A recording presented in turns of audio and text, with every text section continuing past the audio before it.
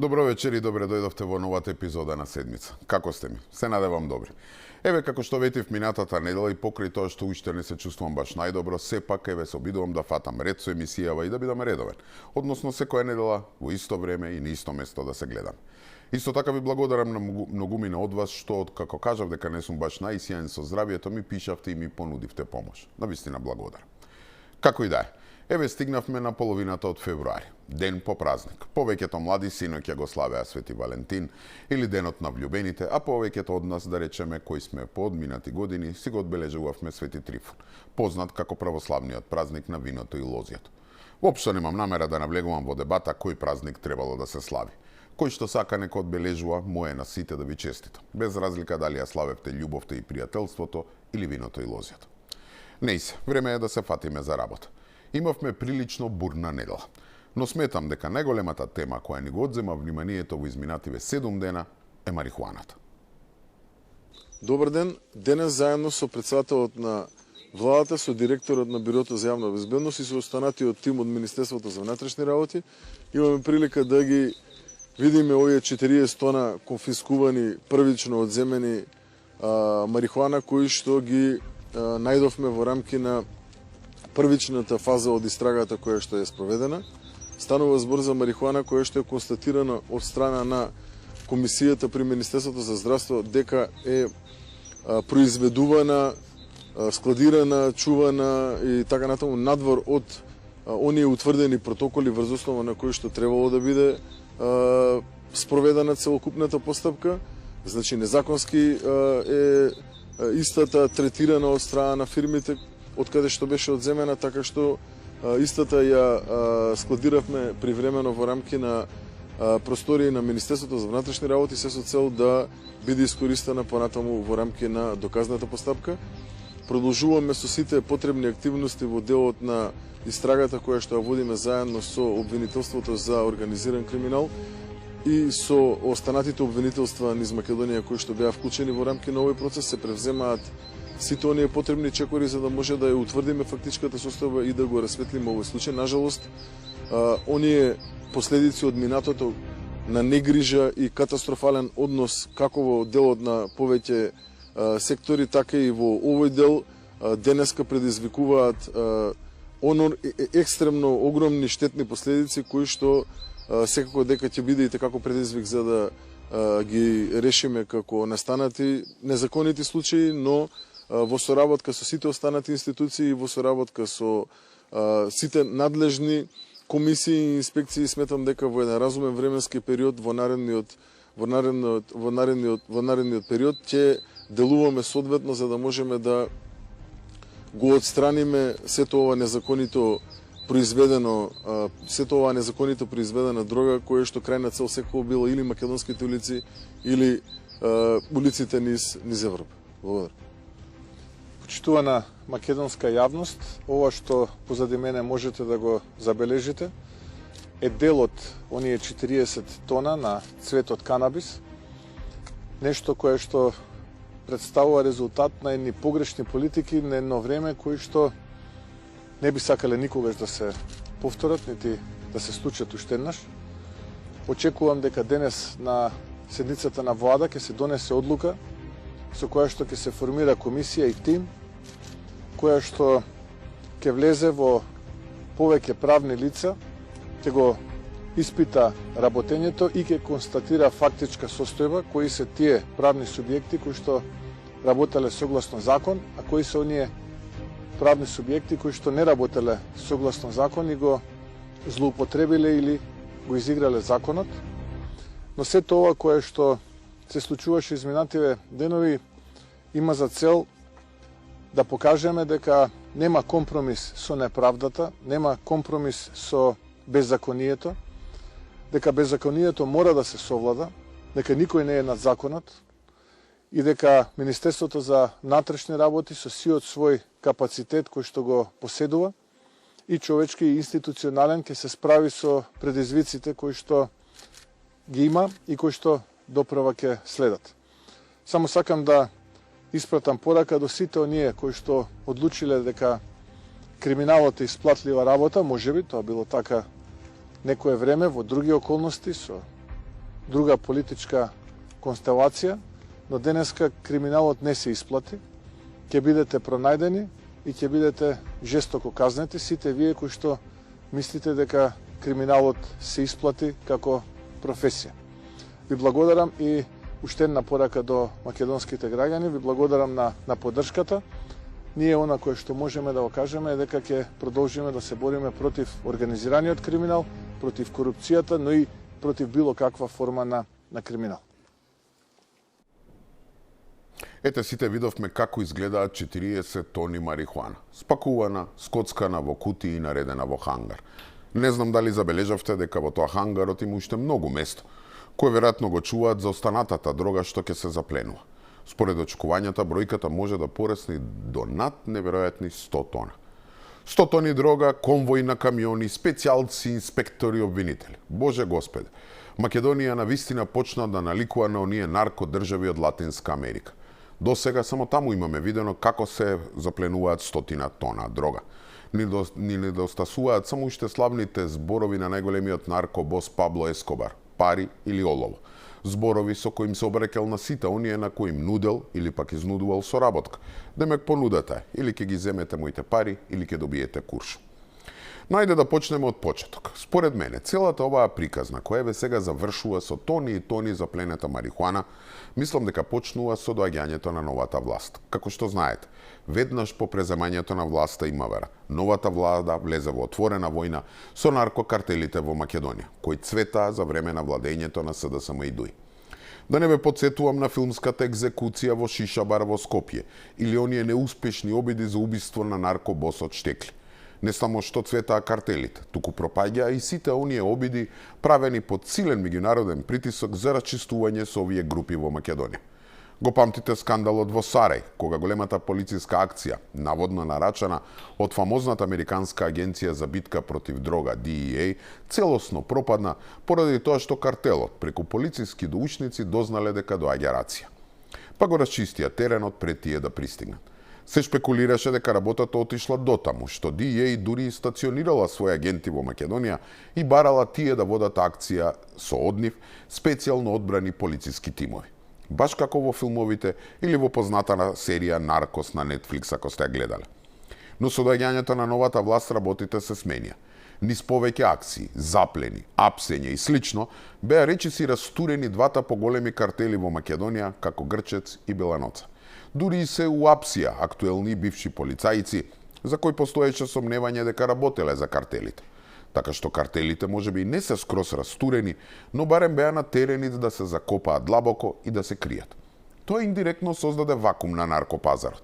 Нарушени беа сите рути за движење на дрогата и милионските суми на кеш. И сега дали овој удар врз Беланоце и Грчец имаат врска со сегашната заплена на марихуаната, не знам. Но нормално е човек да се прашува дали овие, кои во наводници легално произведуваат канабис за медицински цели, а всушност ги користат лиценците за да шверцаат тони и тони марихуана во странство, мораа да се свртат кои нови дистрибуитери, кои можеби и не се толку искусни. Па така се случи скандалот во Србија, кога во голема акција на нивната полиција во регионот на селото Конјух кај Крушевац во централна Србија беа запленети 5 тони дрога. Во извештаите се вели дека марихуаната била набавена во јануари од Македонија, а истата ја транспортирала организирана криминална група што дејствувала на меѓународно ниво. Српската полиција ја оцени заплената како најголема во историјата на земјата, а вредноста на дрогата се проценуваше на 7 до 10 милиони евра. Меѓу уапсените, како што знаете, и србинот Иван Драгњики, кој има фирма за канабис во Скопје, односно е косопственик со уште тројца срби. Станува збор за фирмата Алпха Фарм Груп, која е основана во 2023 година со основна главнина од нешто над пола милион евра. Компанијата е регистрирана за одгледување и преработка на зачински, ароматични и лековити растенија за фармацевтска употреба. Од податоците на Централниот регистар пак се заклучува дека на фирмата не ја одела толку добро, бидејќи работела со загуби. И тука со овој случај се отвара Пандорината кутија. Нашето МВР веднаш го запали алармот и тивко, без многу помпа, почна работа на терен. За разлика од нив, српскиот пиар тим на СДСМ и Филипче се фатија како слеп за стап и почнаа со нивното власта да одговори како 5 тони дрога ја поминале границата. како да не доразмислиат докрај дека со своето гракање веројатно ќе си наштетат сами себе си, затоа што поголемиот дел од бизнисот со производство на канабис е во рацете на луѓе кои се блиски до опозицијата или нивниот поранешен председател. Имено, иако се уште нема уапсени и осомничени, владеачката партија, но и дел од медиумите истражија дека дел од фирмите кои се под истрага се блиски до екс-лидерот на СДСМ Зоран Заев. Овие количини се запленети од компании со лиценци за производство на канабис за медицински цели. Токму оние лиценци кои беа издавани во времето на Заев и Филипче, околу 70%, односно околу 30 тони од запленетата марихуана, потекнуваат од фирмата ЦБД Медплант од Ново село, компанија која во јавноста се поврзува со лица блиски до СДСМ, Зоран Заев и Венко Филипче. Основач на фирмата е Христијан Котев, син на Тони Котев Мгчев, поранешен председател на општинскиот одбор на СДСМ во Ново село и човек близок до Заев. Лиценците за производство на канабис во тоа време не се издавале според јасни и строги критериуми, туку според партиска и лична близкост со СДСМ, Заев и Филипче, обвинија од ВМРО ДПМН. И до некаде има логика. Имено делумната легализација на марихуаната и производството на канабис за медицински цели, како што знаеме, беше проект, односно чедо, на Зоран Заев. Токму неговата влада, во која министер за здравство беше сегашниот партиски лидер Венко Филипче, беше таа што го доотвори пазарот и ги делеше повеќето лиценци. Широката легализација ја представува како револуционерен чекор кој ќе ја модернизира Македонија, ќе донесе нови вработувања и милиони евра. Демек Скопје ќе стане новиот Амстердам. Па зарем не го памтите и Биг Майк?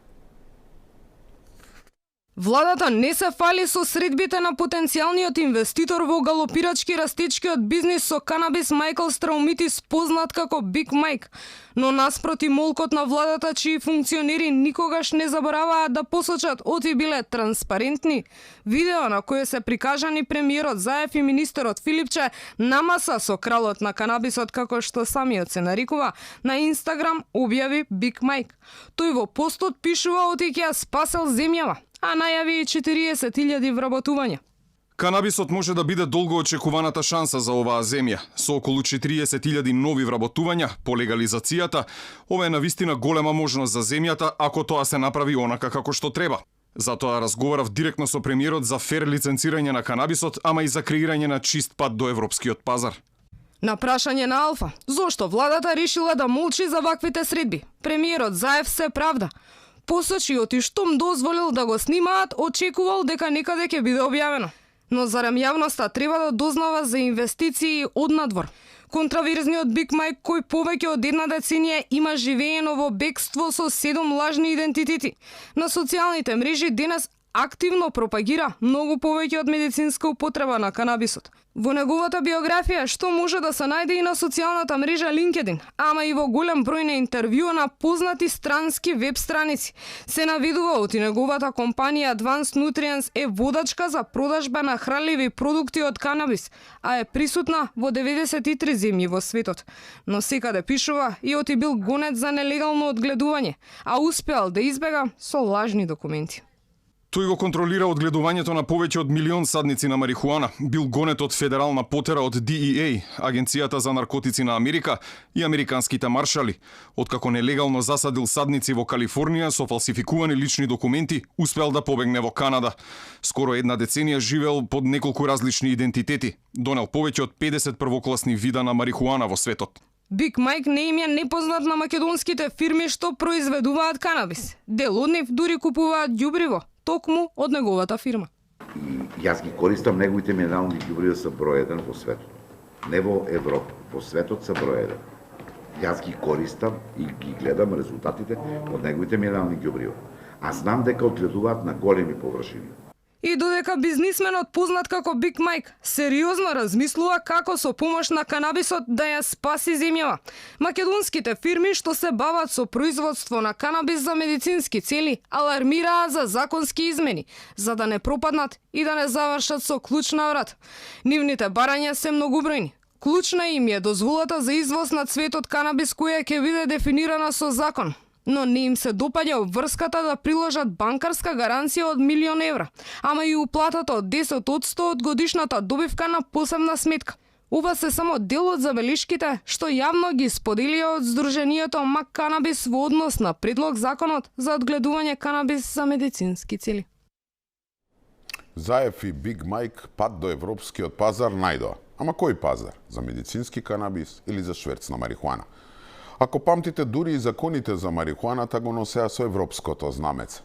Значи, двајцата пионери во овој бизнис, Заев како премиер и Филипчек како министер за здравство, во 2019 година на највисоко државно ниво го гостија контраверзниот американски бизнисмен Майк Штрауметис со прекар Биг Майк, познат како еден од поголемите производители на канабис во светот, наречен кралот на марихуаната.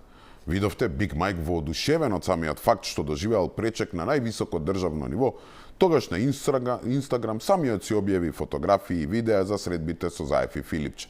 Да не се пофалеше, немаше ни да дознаеме за средбата. Но по се изгледа им успеа од Македонија да направат центар за марихуана. Еве доказ се 5 тони во Србија, 40 тони кај нас и очекувањето дека бројката ќе стигне дури до 100 тони. И не е само средбата со Биг Майк. Нови бомби, но овој пат за власта предводена од ДУИ и СДСМ. Високи македонски функционери и припадници на МВР биле вмешани во шверц од дрога и наркотици, објави албанската телевизија Ора Ньюс. Од медиумот вела дека за скандалот до нив пристигнале неколку аудио снимки кои содржат разговори на функционери од највисоките ешалони на власта во Македонија. Иако оттаму се уште ги немаат објавено снимените разговори, тие биле поврзани со шверц и нелегална трговија со наркотици. Лицето кое ги поседувало аудио снимките за Ора Ньюс истакнало дека првично го информирал Трајче Заев, човек кој има исто име со братучедот на поранешниот премиер и председател на СДСМ Зоран Заев. Откако тој ја слушнал снимката, наводно му одговорил со кодирана порака. Мислам дека би била многу позната книга кога би била објавена. Според мене оваа книга треба да има што помала публика, но секако дека зависи од вас. Ајде да договориме уште една средба следната недела. Трајче Заев пред нешто повеќе од година беше поврзан со акцијата на американската ДЕА, кој во соработка со македонската полиција на плетвар за пленија дрога вредна 800.000 евра. Братучедот на Заев се поврзуваше со скандалот преку наводната вмешаност на неговиот личен шофер Александар Ушликовски. Во официјалното соопштение на МВР за акцијата, тогаш информира дека при претрес на лицето со иницијали АУ во стан во Скопје било пронајдено поголемо количество оружје, муниција, гранати, барут и делови за оружје. А при претрес извршен на стан во Битола беа пронајдени 13.600 евра и 50.000 денари, колекција луксузни часовници, како и документација за фабрики за производство на марихуана. А во моментот додека траеше полициската акција, братучедот на Зоран Заев беше во Обединетите Арапски Емирати. Инаку според информациите на албанската телевизија Ора Ньюс, во аудио снимките за шверцот со наркотици каде биле вмешани високи функционери од коалицијата СДСМ ДУИ, а и познати имиња од МВР, наводно можело да се слушне како тие директно интервенирале за да спречат операција превземена од странски агенции. Ова е прилог од 2023 година. Значи, обвинувањата на познатата албанска телевизија е дека високи функционери од тагашната владеачка коалиција во Македонија директно интервенирале да се спречи операција против шверц за дрога превземена од странска агенција, веројатно DEA. Во приказната повторно се спомнуваше оваа американска агенција и тогаш прстот телевизијата го впери кон Трајче Заев, братучедот на поранешниот премиер Зоран Заев. Колку што мене ми е познато, Трајче Заев никогаш директно не ја демантираше приказната на албанската телевизија. Дел од медиумите дури шпекулираа дека ова и сличните афери го натерале Трајче да го напушти Зоран и со семејството да се пресели во Виена. И видете, сето ова се случува далеку пред сегашната афера со марихуана и додека власт во Македонија, како што знаеме, се токму СДСМ и ДУИ. И да се разбереме, нема ништо спорно во тоа една власт да сака делумно, па еве дури и целосно да ја легализира марихуаната. Дали само за медицински цели или за рекреативна употреба. Научно е докажано дека употребата на масло од канабис во медицински цели им помага на милиони луѓе низ светот. Па дури и кај нас маслото им има помогнато на поголемиот дел од луѓето кои вистински ја користат за медицински цели. И ова што сега се случува нема врска со дебатата дали во Македонија треба да се легализира марихуаната или не. Туку со фактот дека во последниве години Македонија се соочува со еден феномен што не е нов кај нас. Значи имаме законски воспоставена индустрија која во практика се користи за незаконски цели. Легалната рамка за медицински канабис, со лиценцирани компании, комисии, инспекции, на хартија изгледа како примен за современ и регулиран пазар, но кога ви се појавуваат случаи како државата запленува стотици тони марихуана, поврзана со фирми кои патем имаат легална лиценца, Прашањето е можеби не е само криминално, тоа е институционално. Како е поставен системот? Дали контролата досега ја држала државата или некои паралелни структури? Формално Македонија нели воспостави законска рамка за медицинскиот канабис. Лиценци, комисии, подзаконски акти, инспекции, на хартија, све легално институционално. Но цело време се појавуваат случаи во кои легални фирми се поврзуваат со нелегални канали. Тогаш прашањето повеќе не е дали некој ја злоупотребил регулативата, туку дали регулативата од самиот почеток е намерно поставена фалично и функционирала паралелно за нешто друго. Според мене проблемот е како владата на Заев го постави системот. Ќе ви признам дека не сум експерт во оваа област и не ги знам во детали сите закони и правилници, но од она што прочитав, системот кај нас е фалично поставен. Тој само ја отвара вратата за нелегален бизнис и шверц на дрога. Имено, колку што ја знам, производителите на масло од канабис кај нас може да го одгледуваат растението, од него да го извлекуваат маслото, но не смеат да го користат или продаваат цветот. Во исто време нејасни се докрај правилата за одгледување на растението, како и неговото складирање и чување. Дозволата да имате растенија, да не можете да го продавате и цветот, е како покана за шверц. Тоа е како да дозволите да се одгледува тутун, да може да се користи никотинот, ама да не смее да се продава како тутун, како цигара или како пура. Нормално е некои од тие што одгледуваат да се стават во искушение тој дел од растението да проба да го продаде. И бидејќи Македонија е мал пазар, нормално е оние тони и тони марихуана од магазините да се го најдат патот надвор од границите. И не е само мое тврдење или нешто ново. Самата влада на Заев дури јавно нели се закануваше дека ќе стави крај на трговијата со дрога. Дури не убедуваа дека и посебна комисија ќе формираат. Декларативно да, но во пракса не. Владата предводена од Заев уште во 2017-та се борела со шверц на дрога, но само на хартија. Тогашниот владин кабинет, кој уште на самиот старт реши да се зафати со законски олеснувања за одгледување канабис во медицински цели, формирал меѓуресорска државна комисија за борба против недозволено производство, трговија и злоупотреба на дроги. Но освен дека е формирана јавноста за ова тело, не слушна ништо повеќе. По големите заплени на засега повеќе од 40 тони марихуана, оваа комисија ќе се активира речиси една деценија подоцна. Владата ќе ги именува членовите на меѓуресорската државна комисија за борба против недозволено производство, трговија и злоупотреба на дроги. Напоменуваме дека од 2017 година, откако е формирана комисијата, истата воопшто не била активна и нема резултат. За таа цел, владата во иднина ќе бара редновни извештаи.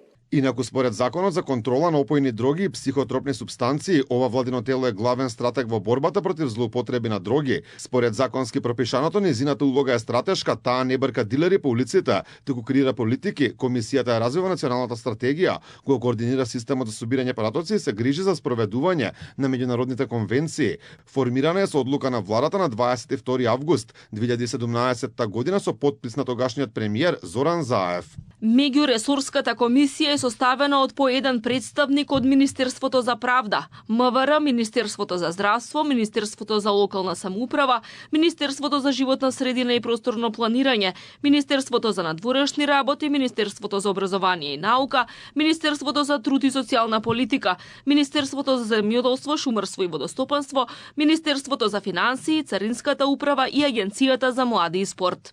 Но сега, не само на хартија, владата влегува во решителна битка со нелегалното производство, шверц и пуштање во промет на опојни дроги. Донесена е одлука да се влезе со контроли кај сите фирми кои имаат лиценца за производство на канабис во медицински цели. Владата ги задолжи институциите во рамките на своите надлежности да ги преземаат сите законски утврдени мерки и активности и да извршат вонредни контроли на сите правни лица кои имаат одобрение за одгледување и производство на канабис за медицински цели на целата територија на Република Северна Македонија.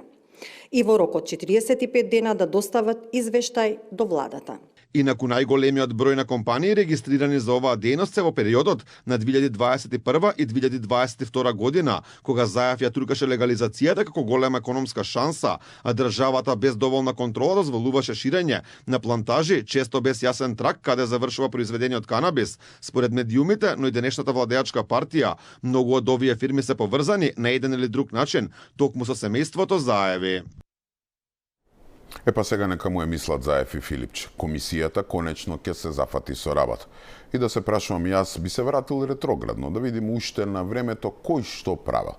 Затоа што еве на пример, уште во 2021 година, значи во екот на владењето на СДСМ-ДУИ, нивната акција за легализација, во извештајот на глобалната иницијатива против транснационалниот организиран криминал се тврди дека дел од канабисот кој легално се произведува за медицинска употреба во Македонија завршува на црниот пазар. Во извештајот се подсетува на неколку случаи на кражба на канабис од магацини на лиценцирани компании, меѓу кои оној од декември, не знам која година точно беше, кога 2 тони канабис беа украдени од складиштето на компанијата во селото Јосифово близу Валандово. Извештајот го анализира целиот нелегален пат на дрогата, од Западниот Балкан до Централна и Западна Европа, а како посебен регион од интерес е издвоен источниот дел од Македонија. Во однос на Македонијата се тврди дека источниот дел вклучува жешки точки, каде наркотиците доаѓаат од Бугарија, хероин и синтетички дроги, од Благоевград во Делчево, а канабисот оди во обратна насока. Преку Струмица во Грција се пренесува канабис и хероин, а кокаинот оди во двете насоки. Клучна точка бил Велес, затоа што се наоѓал на патот кој оди од исток кон запад, како и на коридорот 10 кој оди од север кон југ. Шверцот на дрога од размери какви што има на Западниот Балкан е можеби само во дослух со државни структури. Ова заедничка економија опфаќа корумпирани гранични службеници кои гледаат настрана на клучните премини, полицајци кои го игнорираат па дури и се вклучени во шверцот. Исто така може да вклучува и политичари кои ги штитат клучните играчи за процент од бизнисот. Фактот што има релативно малку заплени на дрога во регионот сугерира или небрежност или корумпираност кај силите на редот. Наведуваат авторите на извештајот и тоа уште во 2021 година. Сега јасно ви е, клучна реченица за мене е политичари кои ги штитат клучните играчи за процент од бизнисот. Ајде да видиме кои политичари го штитеа бизнисот. Беше еден од главните приоритети на владата на Зоран Заев, кој требаше да ја револуционализира употребата на марихуаната во медицински цели, да не направи модерна и напредна држава и на крајот дури и да донесе милиони евра во економијата. Но наместо сето ова, самиот систем бил така поставен што Македонија ја претвори во наркодржава која повеќе наликува на Колумбија од 80-тите години од минатиот век, отколку на европска држава налик на Холандија. Наместо производство на медицински канабис кој требаше да им помогне на граѓаните, посебно на тие со тешки болести, се отворија вратите за сериозни злоупотреби, од кои резултатот се запленетите 40 тони марихуана, количина која можно да се зголеми најмалку двојно. Токму во периодот кога Заев ја туркаше легализацијата како економска шанса, бројот на фирми со лиценци за одгледување нагло порасна. Во 2021 и 2022 година се регистрираат најмногу компании, а државата без доволна контрола дозволуваше ширење на плантажи, често без јасен трак каде завршува произведениот канабис. Според медиумите, но и денешната владеачка партија, многу од овие фирми се поврзани на еден или друг начин токму со семејството Заеви. И да обезбедиме декриминализација и депенализација на канабисот за мали количини за лична употреба. Бидејќи, точно е тоа што го зборуваат активистите од граѓанскиот сектор. Не е во ред некој да оди во затвор затоа што користел половина грам природен канабис за лична употреба, во време кога веќе на секаде низ светот оваа билка станува легална и за медицинска и за економска дејност. Но наместо легализација, за што се залага издруженијето Билка, адвокатот Јанаки Митровски вели дека во обидите за измени во законот имало сериозни индиции за фаворизирање на поединци. Сите измени, два пати имаше обид, и тоа последниот пат беше на минута пред избори, пред да се распушти парламентот, 2020 изборите, тогашното владеачко мнозинство на СДСМ се обиде да протурка измени скандалозни, 1.000.000 евра за лиценца, гаранција не баре казино, секакви услови за да може да го, по моје мислење, да го отежни, односно да ја исчисти конкуренцијата и само една фамилија се знае на која алудирам да може да се занимава со тој бизнис. По серијата претреси, заплени и сомнежи за шверц на марихуана во регионот, прашањето повторно се отвори. Дали проектот најавуван како револуционерен, кој требаше да донесе приходи, работни места и медицинска корист, всушност ја стави Македонија во центарот на балканскиот наркопазар. Наместо Холандија, картелска Колумбија. Да се разбереме една работа, нели реков, проблемот не е во тоа дали марихуаната треба да се легализира или не. Не станува збор за тоа. Туку кој го поставил вака фалично системот за да некој друг може да го злоупотребува и да се завладее целосно со шверцот на дрогата. Така што мислам дека токму ваквиот нејасен начин на складирање и чување на марихуаната е причината што уште можеби нема уапсени.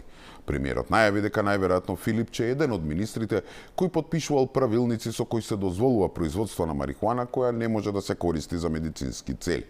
Не само тоа, владачката партија обвини дека Заев и Филипче биле виза за добивање лиценци за одгледување на медицински канабис. Според нив, познанството со тогашните функционери било клучен фактор за стекнување дозвола, а правилниците биле прилагодувани спротивно на законот. Па дури пратеникот Петрушевски тврди дека концентрацијата на фабрики во Струмичкиот регион и обидите за поширока легализација отвараат сериозни сомнежи за начинот на кој се водела оваа политика. Според него, правилникот за одгледување канабис не бил во спротивност со законот и со тоа цветовите од марихуана не ги исполнувале стандардите за медицинска употреба. Затоа сега и се влегува во секоја компанија што произведува масло од канабис, за да се провери кој што правел. Ова не значи дека сите производители се шверцери. Добар дел од фирмите си работат по сите правила и навистина произведуваат само масло, од кое голем бенефит имаат голем број македонски граѓани. Но веројатно има и голем дел од нив за кој медицината е само изговор за шверц и млатење на милиони и милиони евра. За нив допрва ќе дознаваме и детали и све откако полицијата и обвинителството ќе се завршат својата работа. И сега, додека тие си шверцале дрога и од Македонија правеле наркодржава, наз во тој период ни приредуваа шоу наречено Чарлиеви ангели. Вашиот став во однос на прислушуваните материјали, како што разбираме, дека самиот материјал што СДСМ го пушта на прес не може да биде доказ. Не може да биде. Тоа е вербален деликт, не постои. Тие стана доказ, не само индиција за, бидејќи така беше првата формулација, да се индиција, па да се најдат докази и да се работи потенцијално и од криминал. Но со една одлука на апелационен судија, така е, така беше... ете, тие апелациони судии, еве видовме под зидови што имаат. Значи, затоа викам, требаше да се спреми терен, да све се прифаќа што специјално ќе измисли. Значи, луѓево работаа незаконито. Излегувам од канцеларија, гледам Зоран Заев и Шеќеринска, така на колена нешто со некои папири. 29.12.2015 година, демек ќе славиме ние од специјално нова година. И демек не мораме не да не доаѓаме на работа на 30, него не мораме. Кој тоа го вика? Катица. Вика утре не мора да доаѓаш. Не мора, да. Кај мене нема не мора. Или се иде на работа, или не се иде на работа. Пошто рече не мора, јас нормално си отидов на работа. Влегов во мојата канцеларија, почнав да читам тамо предмет, нешто што имав што во работа. И колку ли беше 9-9,5, така нешто, сакав едно кафе да направим. И значи имавме нашето кујна и отидов да земам кафе. Излегувам од канцеларија, гледам Зоран Заев и Шеќеринска, така на колена нешто со некои папири. Гледам Ленче, Фатиме, беше Лиле и Гаврил. Сега викам луѓе, што прават овие овде? Значи, ни господа, ни не господа, што бараат да влезат во обвинителство, ни шефот на обвинителство не е тука, ниту останатите обвинители не се тука, што бараат овие двајца тука. Вика пак, Ленче, вика, ги донеле материјалите. Викам, молим. И викам, кој ќе пишува записник за примопредавање и како ќе ги примите кога шеф не е тука. Но очигледно овие четворица беа шефови. Па вика, нема да пишуваме записник за примопредавање. Значи, држава паѓа, цел свет слуша муабети што Зоран Заев мафта низ плоштадот, во обвинителство се внесуваат без записник за примопредавање. Нечувено и не смее да се случи. Вети дека нема да го вклучи во предмет? Тоа беше лов на вештерки. Треба да се создадат услови да се врши притисок на сите судии, што да напишат глупо, за тоа мора да помине. Ова е само мал дел од се што кажа обвинителката Кадриу. Премногу работа има, ама ако ви пуштам видео од секоја посебно, буквално ќе треба да ја репризирам целата емисија на колегата Богдан. Така што кој сака да го проследи целото интервју, слободно нека отвори на YouTube каналот на Алфа и таму нека го изгледа цело. Верувајте, вреди. Во исто време, мислам дека е срамота што освен некој од интернет порталите речиси никој не ги пренесе главните обвинувања, кои верувајте се скандалози. Знам дека повеќето знаеме како функционираше тоа специјално обвинителство, каде заврши фамозната Катица Јанева и слично. Но сега станува збор за сведочење, која не доаѓа од било кого, туку од обвинителка која директно била сведок на нив. Била дел од фамозното СЈО, се додека не била изфрлена од и не била во наводници тимски играч.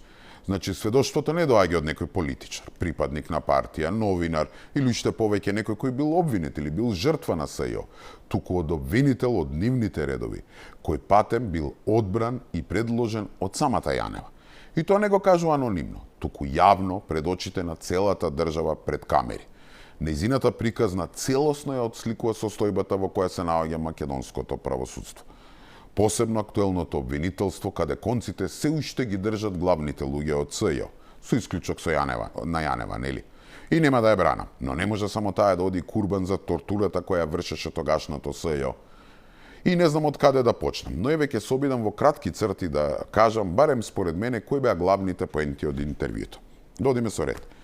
Значи, вели, Јанева го екипирала СЈО, освен од нарачките на Заев и веројатно од притисоците или сугестии од некои тогашни дипломати, советување за многу високи примања, плати, додатоци и други приходи, што законски, што незаконски. Од тоа што го кажа, значи, месечните примања на еден специјалец би биле околу 4000 евра, неколку пати повеќе од председателот, премиерот и министрите, а да не споредуваме со платите на останатите суди и обвинители. Предметите од обичното обвинителство се примале со пријави напишани на послуче, колку да има некој број, а внатре празно. Вистинските материјали ги примиле цели 3 месеци од како се формирало СЈО. И тоа како ги примиле прислушкуваните разговори според Кадрил. Се појавила на работа, сама раскажува кога не требало и таму што да види. Заев и Шекеринска клекнати буричкаат по материјали. Јанева не ни била таму, ама затоа биле присутни четворицата јавачи на СЈО. Гаврил Бубевски, Фатиме Фетај, Ленче Ристовска и фамозната Лиле Стефановска. Катри утврди дека Јанева само е интересирало да се слика, додека вистинската моќ била во рацете на овие четворица. И кога видела дека нема записник, што е само по себе скандалозно, нели заминала. Тврди дека Ристовска и компанија биле воодушевени од присуството на Заев. И не бил само Заев. Чести гости во СЈО биле неговите адвокати, кои веројатно ургирале за некој случај или пак за случајот пуч, предмет кој всушност е за прислушкувањето, а главен осомничен беше Заев. И од тоа не бидна ништо. Како што знаеме, СЈО го отфрли предметот. И не биле само Заев и неговите адвокати. Доаѓал и човек, советник на тогашниот прв човек на полицијата, Оливер Спасовски, така се представувал, кој давал насоки кој, каде, како да се гони или да се додава во некоја истрага. Потоа Бубевски бил тој што палел и гасал. Според Кадрил, самиот велел дека без тој ништо не може да се случи без тој да дозволи. Спомена ситуација дека на колегиум и состаноци некој му звонел на телефон, ќе излезел и кога ќе се врател делел инструкции како да постапува. Кадрил илустративно раскажа дека имал дури 4 телефони со себе. И можеби клучното. Се вршеле притисоци врз суди да судат по нивни терк. Ги терале да ги примаат материјалите, односно разговорите како доказ, иако тоа е спротивно на закон. Пред се затоа што слушнавме нема записник како се примени и слично. А како најскандалозен пример, што го посочи тој на поранешниот председател на Кривичниот суд Владимир Панчевски. Имено тој не дозволувал на специјалциве сами да си земаат и оставаат што сакаат од доказите. Им велел тука во судот, гледајте, копирајте, заверувајте копии, но оригиналите остануваат тука. Кадри утврди дека поради ова и други работи морале да му смислат начин да го трнат и му го смислиле случајот со така наречениот АКМИС. Луѓе, судијата Панчевски одлежа затвор за ова и сега излегува дека целиот случај бил измислица, исто како и случајот Тенк, за кој се вршеше буквално тортура врз екс-министерката Гордана Јанкуловска, која исто така одлежа затворска казна. Го спомена и случајот Нешковски. Тоа беше лов на вештерки, вели Кадрил. Обвинителката изнези и низа други пикантерии од типот дека на разговорите на англиски стоело calls, наместо да стои на македонски разговори. Дека фамозната обвинителка Стефанова барала посебен простор и апартман со кревет за себе. Дека ја избркале од СЈО дека не била тимски играч. дека намерно се меселе спецификации за набавка на возила, за да тие мораат да се купат од еден дистрибутер, односно другите да отпаднат во игра. И од се ова, ќе повторам, само се главните поенти. Има уште многу. Зборувам само за тоа што моите очи виделе и моите уши слушнале, заклучи Кадрио. Од целото интервју и од нејзиното сведочење можеме да заклучиме дека СДСМ и СЈО правеле што сакаат.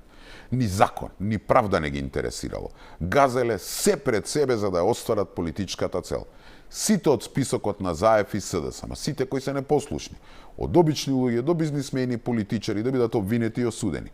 Велам и обични луѓе затоа што на списокот имаше и граѓани кои нема врска со тогашната власт, со ВМРО ДПМН или со било кого. Едноставно не биле дел од структурата на СДСМ.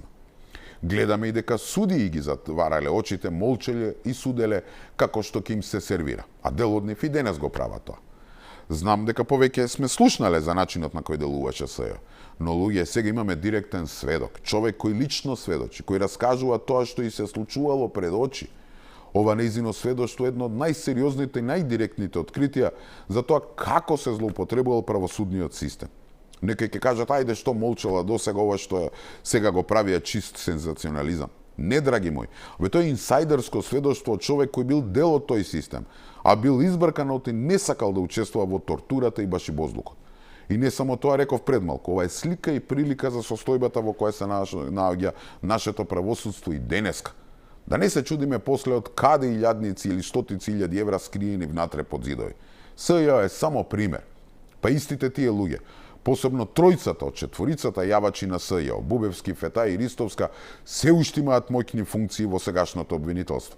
Ристовска па уште и се кандидирала за нов државен јавен обвинител. Не и помина за Страсбург, па сега сака тука главна да биде. Оваа тројка, според сведоштвата и на други обвинители, се уште палат и гасат во сегашното обвинителство. Тоа што е најсимптоматично е што никој од споменативе не се дрзна да излезе во јавноста и да демантира нешто конкретно, освен Бубевски кој се појави со пишан демант, во кој општо демантира се, ама најмногу се задржува на пикантеријата дека немал 4 телефони. Се јави обвинителката Јосифовска, ама ете јас неа ни споменав овде, затоа што мислам дека останативе се тие што навистина палат и гасат. Интересно е што молчат и ЗАЕФ и Шекеринска. Додуша ЗАЕФ се појави со демант, ама за да се правда за бизнисот со марихуана, не за тоа што изгледа лично учествувал во уништувањето на стотици човечки судбини. За тоа ништо, молк. И сега се поставува прашањето што понатаму. Актуелното обвинителство да прави обдукција на мртвото СЈО, 11 години по неговото формирање и 6 по неговото згаснување, специјалните обвинители сега треба да станат предмет на истрага на своите обични колеги или сами себе да се истражуваат. Како да не? Па само погледнете. Од сите овие обвинувања, од сите овие години, само за едно имаше истрага, а тоа е начинот на кој специјалциве потрошија милиони и милиони евра народни пари за ништо. И како заврши таа истрага? Обвинителството за гонење на организиран криминал донело одлука да нема истрага за бонусите на СЈО. Одлучиле уште во август, но не објавиле, иако случајот подолго време е во фокусот на јавноста, бидејќи станува збор за потрошени 4,6 милиони евра народни пари. Одговорот на обвинителството е идентичен како првиот пат кога ја запреа постапката, односно одлучиле дека нивните специјални колеги не направиле кривично дело со тоа што самите на себе си поделиле фантастични бонуси од 4,6 милиони евра. Постапувајќи по конкретниот предмет, имајќи ги предвид битијата на кривичните дела за кои беше поднесена кривичната пријава, јавниот обвинител Одојо Гок изврши целосна анализа на наводите и доказниот материјал во предметот и ценејќи ги сите докази и факти, кон крајот на месец август минатата година донесе решение за отфрлање на кривичната пријава, бидејќи пријавените дела не се кривични дела за кои се гони по службена должност. Суспендираниот виш јавен обвинител Јове Цветановски, кој заврши на дисциплинска ден по одлуката да се истражуваат хонорарите на Јанева и нејзините Чарлиеви ангели, е изненаден од одлуката. Тој повикува надлежните институции јавно да го објават решението со кое е запрена истрагата, со цел јавноста да биде информирана за причините. Одлуката беше заснована на доказите кои што беа прибрани од нивна страна. Дали тие се повторно анализирани или за прв пат анализирани, дали од страна на ДЗР се повикани како сведоци ревизорите кои што го направиле извештајот, не знам. Затоа не може да коментирам, но само кратко дека основата е ист за отфрлање на кривичните пријави како што беше и претходно. Изненаден сум од одлуката, бидејќи ако се види содржината на решението и ако се разгледат доказите сериозно во таа истрага, не би рекол дека таква одлука би се дала. Предметот за бонусите исплатени во СЕО беше повторно на одлучување во обвинителството за организиран криминал, откако Вишото јавно обвинителство, постапувајќи по жалба, одлучи да се отвори истрага. Истрагата се однесува на додатоците на плата што ги добивале обвинителите и вработените во СЕО. Прашањето за законитост на овие исплати беше отворено по ревизорски извештај, кои укажаа на незаконско делење на пари и предизвикаа сериозни реакции во јавноста. Случајот предизвика внимание и поради несогласувањата на вишиот обвинител Цветановски, шефот на Вишото, Мустафа Хајрулахи, со тогашниот републички обвинител Љупчо Коцевски. Хајрулахи обвинуваше за притисоци од страна на Коцевски токму за овој случај. Според него, суспензиите што ги добија двајцата обвинители се всушност желба на Коцевски да ги отстрани од овој случај. Во меѓувреме, поранешната обвинителка од СЈО, Лейла Кадриу, обвини дека специјалното обвинителство работело како штаб на СДСМ. Според неа, кај нив доаѓале високи функционери на СДСМ и се работело незаконски. ВМРО ДПМН го повика обвинителството да ги провери овие сведочења. Скандалозно, имате двајца обвинители кои се шиканирани токму поради притисоци за овој предмет, Цветановски, Хајрулаху, нели? И на крај обвинителството за организиран криминал и корупција не сака ни да истражува. На овие двајца, ако сега ја додадем и Кадриу како личен сведок однатре, докази врие. Ама тоа не е доволно за обвинителството. Тие си заземале став дека нема елементи за кривично гоње. Па немојте ви се молам. Јасно е како бел ден што се случува. И искрено не можеме да кажеме дека сме скроз шокирани од деталите кои ни ги сподели Кадриу.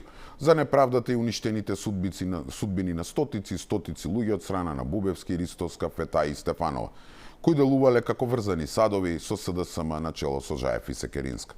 Сепак грозно беше да се слуша во каков тирански филм биле сите. Посебно Јанева, која нели се нарекувала девојка од $1.000.000.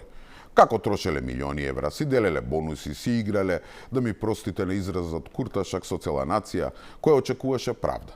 И гадно е да слушаме како истите им се легавиле на Заев и Шекеринска. Но луѓе, оваа работа мора да се расчисти. Не може да остане така. И тоа не ради реваншизам или освета, заради правда. За лекување на раните на сите оние кои биле жртви на она монструозно СДС, но и раните на целото општество. Цената што ја плативме сите како држава многу добро ја знаете. Од името, јазикот, културата, убаво знаете. Значи, прво мора да го ослободиме подитно обвинителството, но и судството од канџите на овие ликови. Потоа да се спроведе една независна, транспарентна и политичка истрага, која ќе ги покаже со име и презиме виновниците за оваа невидена корупција и злоупотреба на системот. Само така ќе можеме да продолжиме напред. Како беше? Нема правда, нема мир. И мислам дека тука е веќе време да ја завршиме оваа епизода на седница. Иако има уште теми кои сакав да ги коментирам, како на пример новата епизода од филмот наречен Трендафилов за лидер на опозицијата, времето не истече. Така што за него веројатно ќе зборуваме следната недела. Сигурно ќе имаме мотив. Така што толку за вечерва. Се надевам дека го задржа вашето внимание. Со Господ напред се гледаме за една недела во исто време, на исто место. Имајте пријатна вечер.